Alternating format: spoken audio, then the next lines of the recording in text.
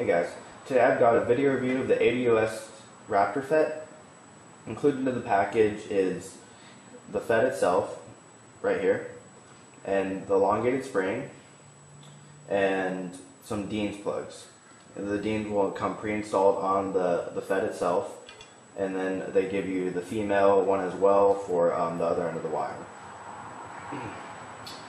And it's included in little static-proof packages, which is nice. I don't know if any of you care, but it's definitely nice. And it comes with the installation manual as well.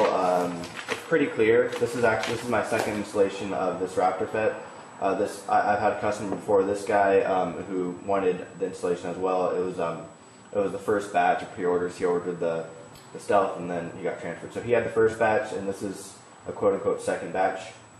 And one thing I'd like to point out is with the first batch, I had a lot of issues with installation. First off, there wasn't this little cutout right here. It was just a complete square. And currently, I have this cutout. So basically, we had to. The reason why you need this is because when you put it in here, the trigger shaft, as in this little part right here, will go through and it'll contact this FET. So basically I tried to put the gearbox together, it wouldn't hit, and this was contacting this. So I had to grind down and kind of cut out this part right here, and we emailed AWS, and he corrected the error, which is really nice to know that they listen to their customers and they will correct issues. So anyways, there's new cutouts, so if you order them now, that won't be a problem. But the older ones, which I doubt you should still be getting, may have this right here, and you'll just need to kind of be very, very careful not to hit anything on the circuit board, but just cut the board itself, and so that the trigger shaft will not contact that. So that's a really nice thing that I like that he did. And so as far as the modification that's required, you need to cut down the selector plate. So it's pictured right here, where you have, you cut out this little area right here. And basically all it is that, so when you cut it down, it's the same exact thing as modifying your gun to shoot semi-automatic only. You just cut this down, and when it's installed in here, no matter how far you slide it over this way, this part will never push up on the cutoff lever, so that every time the gun cycles, the yaw will be hit, and therefore the FET itself will know every cycle. So if you don't cut it off, then when you put it on full auto, it's just going to be confused. So anywho, that's how that's how it senses the gear each time, by the yaw being hit, and by modifying that. Also, you need to straighten out the trigger spring right there, and it's a simple step. You need a pair of pliers, and then you just straighten it out. Another note that was an issue with the old installation. Again, as I mentioned previously, there was a lot of issues with old installation. So one of the issues, well, the first issue was obviously was the fact that I need to shave that down, and then after we got the gearbox together, it wouldn't. It basically cycled for, I believe, 0.5 seconds, meaning that the yaw never really contacted this thing. So it was basically just confused.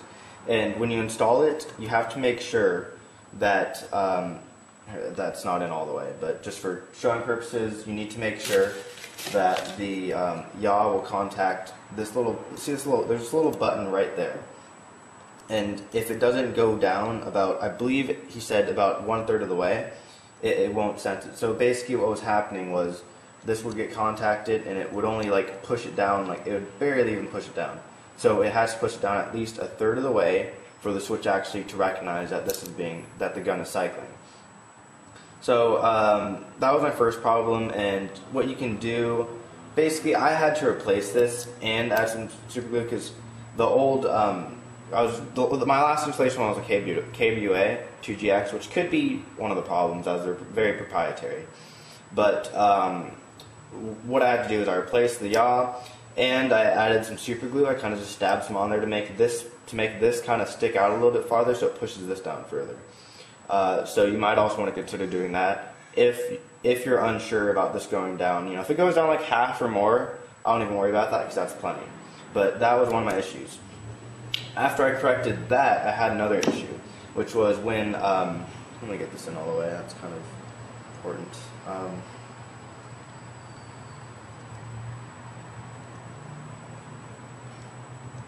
Okay, another issue was that there's this little switch right here, and that tells the gun whether it's in semi, full. The last one, if you know how to work in gearboxes, it had completely different way of sensing semi, full. This one, however, it's I'm a little bit worried about this gearbox because this one doesn't have, most of them, as you probably noticed, have this little metal plate. This is the Matrix gearbox, not my choice, it's customer.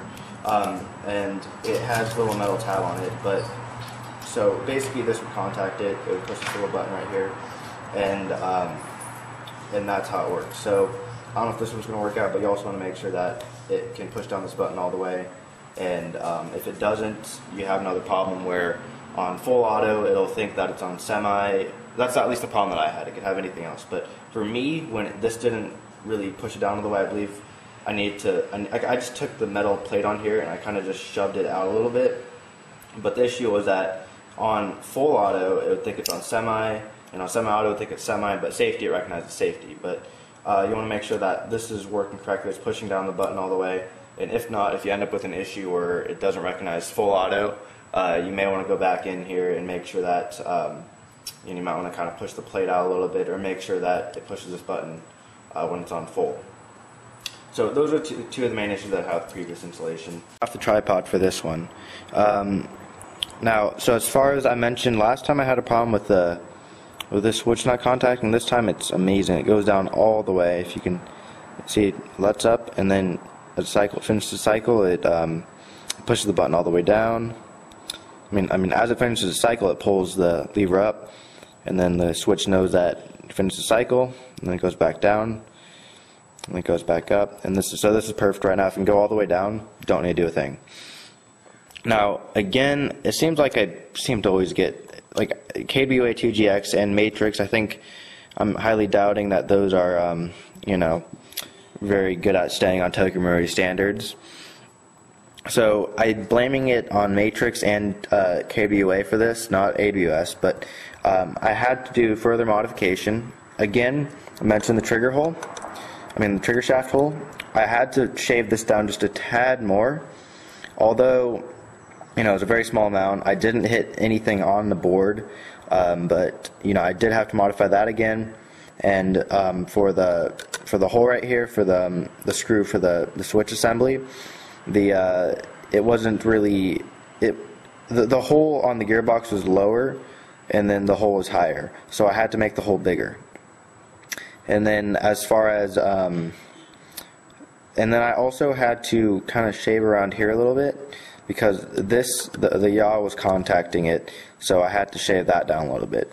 So that's the only modification I had to do so far, and I believe that should be it.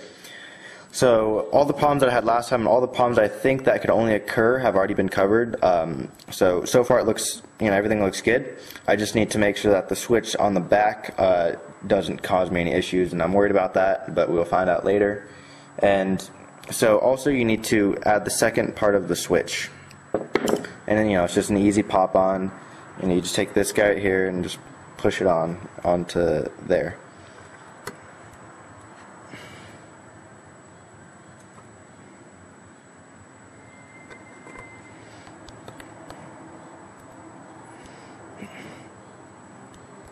Okay. And as you can see, there's another little button right there which contacts the trigger. Come on. Right there.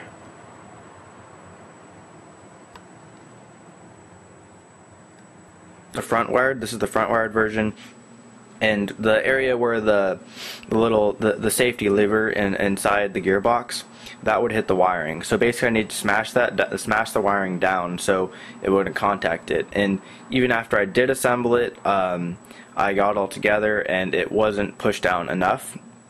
I pushed down enough. So basically what happened is I'd switch it to semi, switch it to safety, switch it to semi, and then on semi or full after switching it to safety, it would still be stuck on safety because the spring on the switch isn't strong enough to push it back.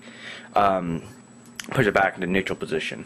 So basically, just make sure that you smash down the wiring enough. I mean, not, you know, cut the wiring or anything, or break the jacket on it, but you want to make sure that you you know, so that the safety switch can move very, very smoothly and not contact the wiring. Got an update for you. After I assembled it, I did some test rounds. I'm gonna say less than 200, and basically what happened was this little that thing right there, it broke up. Like basically that little metal plate got pried up, and you know this little switch mechanism right here pretty much just came off. Obviously, if it's missing the metal plate, nothing's really holding it down, loses contacts, blah, blah, blah, blah, blah. So I was test firing it, it stopped working. I go in and I find out that that is broken. So, you know, I shot him an email, and personally, I mean, I don't really know to point fingers at, but, I mean, the thing broke easily, and, you know, he said that I skipped step... My instruction manual is in another room, but I believe he said step 7, where you're supposed to make sure that when you install it, no light. When you install it, that the trigger itself doesn't push this down too far, as into, you know, it continues pushing it and basically breaks that switch off. And in which case I did kind of test that. If you look somewhere in the video, there will be an area where right after I install this, I do test the trigger, and it goes down, like it pushes down the button, you know, maybe like 3/4 of the way down, as I recall. So I mean, yeah, I didn't really decide to argue about it. I kind of just wanted the replacement as soon as possible, and he shipped me a replacement for $25. So I mean, the last video shows that it was checked. So I mean, I don't know. It's kind of hard to believe that it would break, but. You know, I just didn't really feel like making a big spectacle out of it. So, I mean, honestly, I'm kind of annoyed that it would break. This is the replacement right here, and I'm kind of annoyed that I need to spend another $25 on this thing, especially since I waited, like, I'm going to say at least a couple months, and this is the customer's gun, so, I mean, he was waiting on this as well. So, you know, I had to wait a couple months, and I ordered this Raptor FET the day he released it, so it took 2 months after that, and then an issue occurs, and I asked him to rush deliver this, and that took about 9 days for me to receive that. So, I mean, service for this particular order has been kind of, you know, unsatisfactory, and so I'm kind of annoyed by that. But regardless, I got my replacement here, $25 later, and a lot of time waited. So, time to put it back together a second time and see how it works.